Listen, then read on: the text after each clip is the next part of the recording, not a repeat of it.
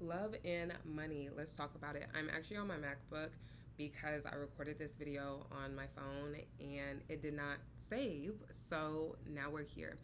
But I want to bring back this mini series of love and economics, especially now as the workforce is changing drastically. And this is having effects on everybody's life, from the massive layoffs to people going back to school to get a master's degree or even a doctoral degree because the job market is so bad. Because the job market is bad, that's also going to affect the way that people come into romantic community. And I think this is a really important conversation to have. I also want to have this conversation through the perspective of, why is financial stability so important to you in love?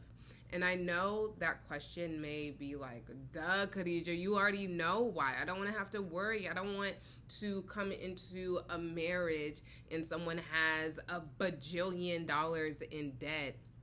But I think it's really important for us to ask ourselves these really, what may seem like trivial questions, but have our answers be rooted in vulnerability and truth. And what I also see, when we're talking about the conversation of love and money and love and what it means to be a provider or what it means to be married or dating a provider, is a lot of times these conversations are rooted in performative scripts, and also is rooted in financial insecurity.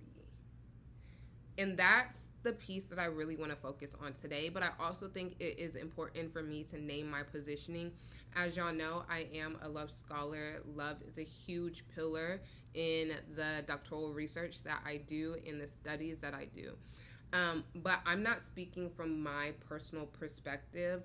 I'm not speaking from my lived experience when I have these conversations, because it's important for me to separate like personal Khadijah and research Khadijah, but also to have these conversations that are not rooted in shame and that are not rooted in my personal opinion. For us to have an open dialogue on, what does love and money mean to you honestly? And how are you being your most authentic and transparent self in your love life? And money affects everybody's love life. And I think it's important to also pose the question, what is the role of a provider in your ideal relationship?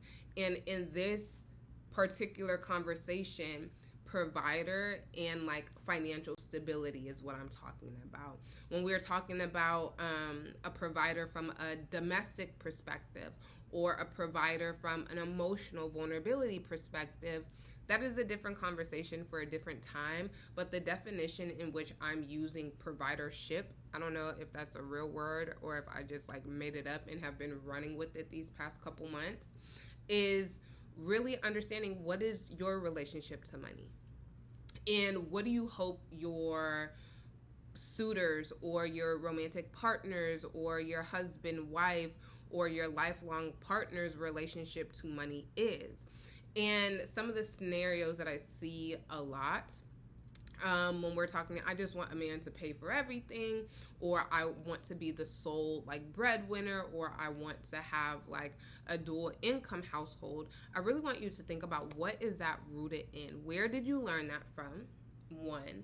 And I think the where did you learn that from conversation is super important, especially if you are having partners come from different spots in the world. Like, what a provider means in the United States is going to vary vastly different than what it means throughout the continent of Africa, or what is going to mean in London, in France, or what it means in China, in India. The concept of what does a head of a household mean through a financial definition is really important, that there is alignment there. But as you are navigating your singlehood, I really want you to also explore, like, why do I want financial stability beyond the I don't want to suffer? I don't want to suffer. That's why I want financial stability. That is why everybody wants financial stability. And I also want you to dig a little bit deeper on what are some of your financial insecurities that you had. Did you get laid off and now you had to really survive off of the savings that you worked years to build, and now there's an insecurity there, and now there is this conversation that you have to have when you're with a really serious partner, and we get to the conversations on like, okay, what is your relationship with money, or why do you only have $1,000 in your savings? You're going to have to provide context, and that context is, I was laid off, or I started this business and it did not go as planned, or I'm a caregiver for my mother, for my kids, for my younger brother, for my niece and nephew, and so I don't have the financial capacity to focus on saving. These conversations are so important, and I think when we're having the conversation of like, so how do I go deeper with people, Khadijah? How do I fall in love? How do I have like those really intimate conversations? One of those intimate conversations is going to be, what is your relationship with money? And if you have any insecurities with money, you have to be able to know how to communicate that and articulate that. But in addition to that, the receiving end is going to want to know, so what is your plan? What is your plan? Because we cannot operate from the model of the knight in shining armor is just going to come and pay all of our debt away. Some of us will have that reality. Most of us will not have that reality. And we need to be very honest about that. And if you are going to fall in the majority, where you probably going to have that 50-50 household, where you're probably going to have to contribute financially in some way, shape, or form, or maybe like you're like, Khadijah, no, like I'm not doing it. No means no, I'm not doing it. What does the role of a provider mean, and how are you also going to be financially secure, not just from a bank account perspective, but also from an emotional perspective? And how is there going to be this lens of reciprocity in the relationship that you share? Because also, when there are huge financial differences, when I say huge, let's say someone's making $200,000 and you're making $27,000. How are both people going to feel equal in the relationship? And this is not to be like a gotcha moment or a got you question, but no, like, tell me how. Tell me how.